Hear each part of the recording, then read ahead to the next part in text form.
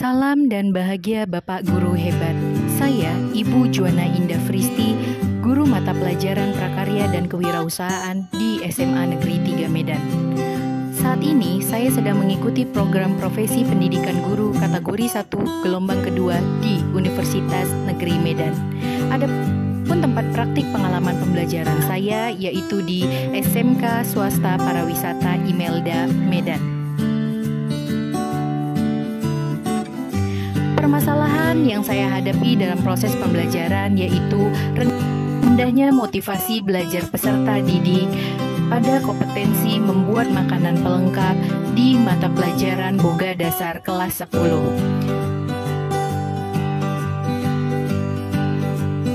Adapun solusi yang akan saya terapkan dalam proses pembelajaran yaitu dengan menggunakan model pembelajaran problem-based learning dan pendekatan secara teknologikal, pedagogik, dan teknologi.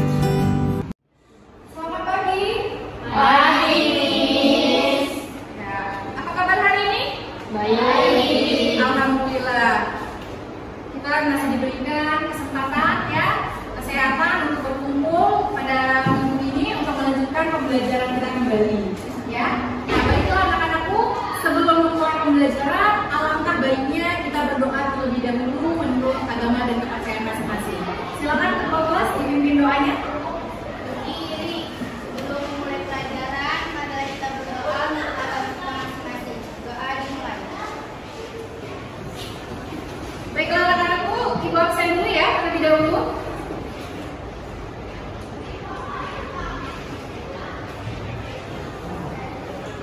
Abila,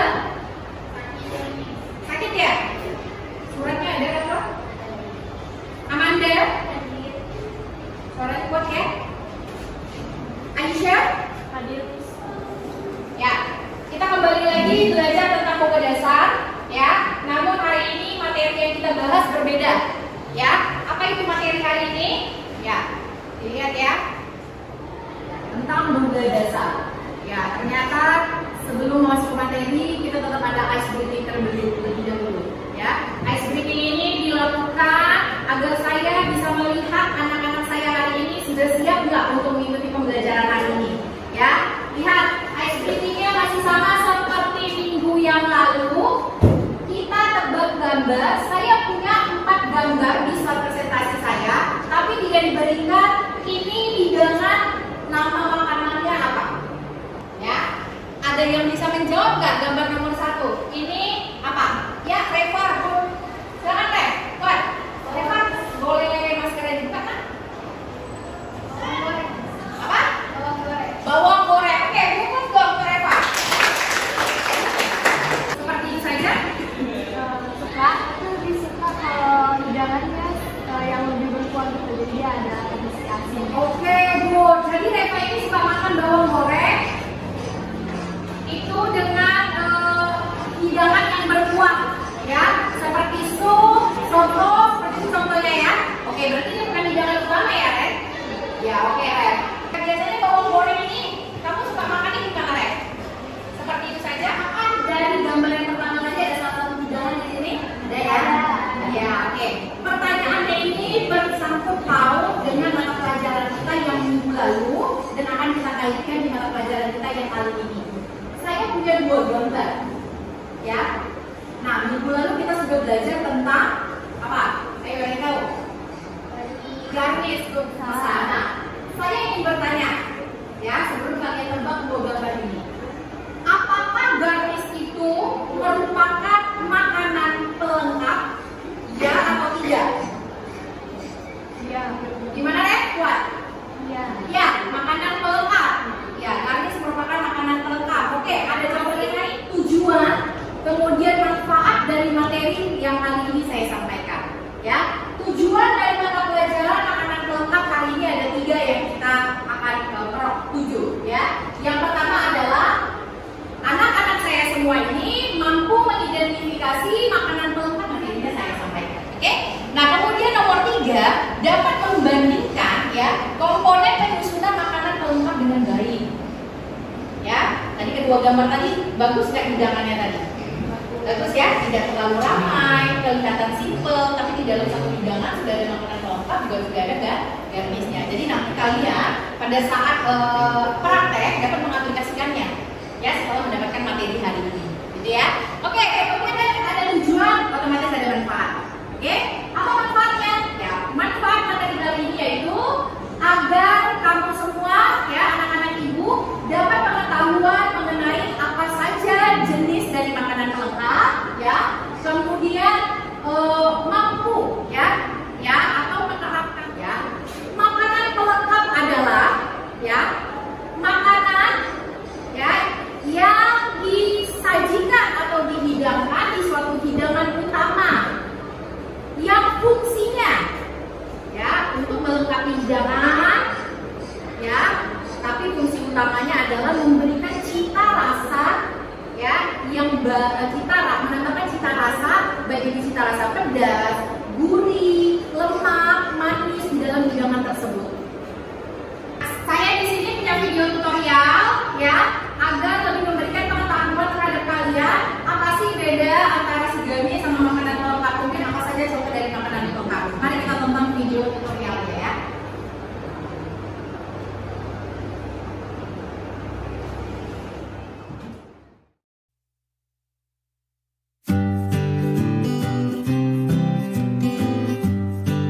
Kira-kira adakah hal yang belum jelas tersampaikan pesannya baik dari saya maupun dari video jualan? Ya, Nadila ya? Oh Dina ya Dina. Kuat suaranya. Apakah semua makanan pelengkap itu harus mempengaruhi rasa dan nama utamanya, Bu? Oke, good. Kan tadi fungsi utamanya adalah untuk menambahkan cita rasa terhadap hidangan utama. Ya, apakah merubah keseluruhan rasa hidangan? Jawabannya tidak. Dia bukan merubah hidangan utama, ya rasa hidangan utama tidak, tapi dia hanya menambah. Namanya juga fungsinya adalah makanan pelengkap, ya, melengkapi, ya. Jadi dia menambahkan cita rasa, tapi tidak merubah unsur cita rasa utama dari hidangan tersebut. Contoh kayak sup. Apakah makanan pelengkap itu sama nggak Bu dengan topping? Seperti itu ya. Oke. Nah, tidak jawabannya. Tidak semua makanan pelengkap itu sebagai topping. Ya, karena jelas tadi di video tutorial ada perbedaan topping, garnish dan juga makanan pelengkap. Ya, jadi jawabannya tidak semuanya ya. Tapi mungkin kalau seperti bawang goreng, bumbu ya iya karena posisinya letaknya di atas hidangan, otomatis itu adalah topping. Oke, paham? Ya, oke deh. Ya, kira-kira ada yang bertanya lagi? Sudah? Oke. Kalau tidak ada yang bertanya lagi, saya harap sudah ada pengetahuan kalian ya sebesar 80% kalau bisa. Kalau begitu saya akan membagikan LKPD yang harus kalian kerjakan bersama kelompok. Silakan dikerjakan dan didiskusikan bersama kelompok ya. Saya kasih waktunya sekitar 20 menit, saya rasa cukup. Setelah itu kita langsung presentasi ya, per kelompok maju ke depan memaparkan hasil diskusinya. Paham? Oke, sebelumnya ini sudah duduk di kelompok minggu lalu ya? Niko ya, oke good ya. Oke, saya bagi LKPD-nya, silakan dikerjakan ya. Silakan ya.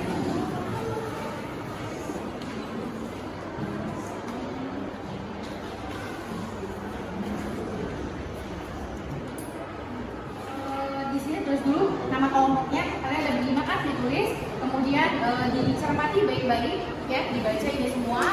Sambalnya Yes, ya misalnya saus, kemudian gambar satu ini adalah saus, kemudian apa lagi? Coba kan udah ada berapa ya? Sebutkan ada berapa item. Oke, baiklah kelompok 2, kelompok 3 dan kelompok 4. Perhatikan kelompok 1 akan presentasi hasil diskusi mereka. Silakan siapkan pertanyaan apabila ada yang kurang jelas, paham? Oke, selamat pagi teman-teman. Kami dari kelompok 1 ingin mempresentasikan hasil kerjasama kami Tentang sayur saus wortel. Yang gambar kedua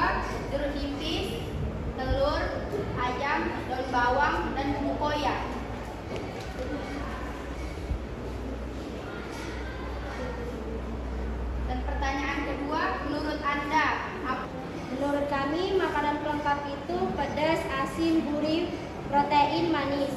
Contohnya bubur, sambal, lalapan, loyak, bawang goreng, mayones, kecap manis, kimchi, telur, daun bawang, dan nori.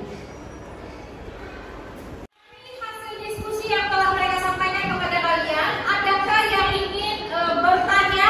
Silakan. Atau adakah berbeda pendapat dengan kelompok mereka? Silakan. Biar mereka bisa. Silakan. Tadi kan Kuat suaranya, Ref.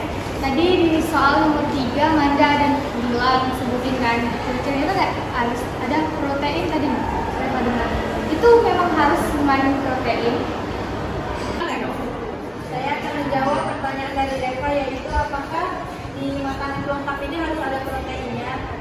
Kami menjawab iya, karena di dalam makanan pelengkap telur termasuk dari makanan pelengkap. Telur sementara mengandung protein. Protein kan sama dengan mengandung lemak, jadi dia protein. Tapi nggak semua makanan pelengkap nggak harus ada yang berprotein. Terima kasih.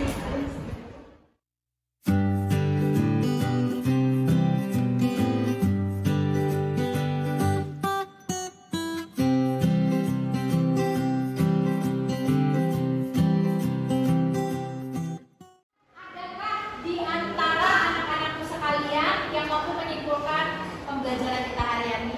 Silakan tunjukkan. Iya, sepertinya Rano lagi ketua kelas. Silakan. Makanan pelengkap adalah makanan yang dihidangkan sebagai pelengkap makanan umum atau makanan utama yang dan juga menambah nilai gizi suatu makanan. Oke, good. Aplaus dulu buat Rano. Yaitu, silakan perhatikan. Kesimpulan makanan pelengkap adalah makanan yang ditambahkan ya di suatu hidangan utama yang fungsinya sebagai penambah cita rasa yang lezat ya, lemak, gurih, pedas dan manis. Contohnya seperti sambal ya, macam-macam sambal, kemudian ada kerupuk, bawang goreng ya, bumbu koyak, nori dan lain-lain yang sudah ada. Kita akan pause test ya, secara individual silakan keluarkan handphonenya masing-masing. Kemudian di slide presentasi saya, kalau tidak boleh scan barcode yang punya aplikasi scan generation di dalam handphonenya ya.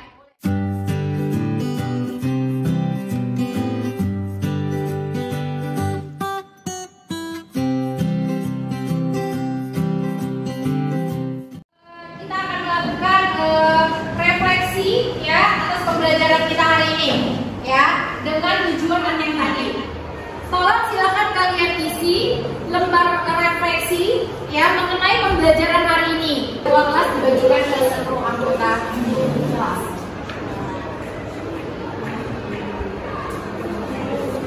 Saya hanya kasih waktu 5 menit ya.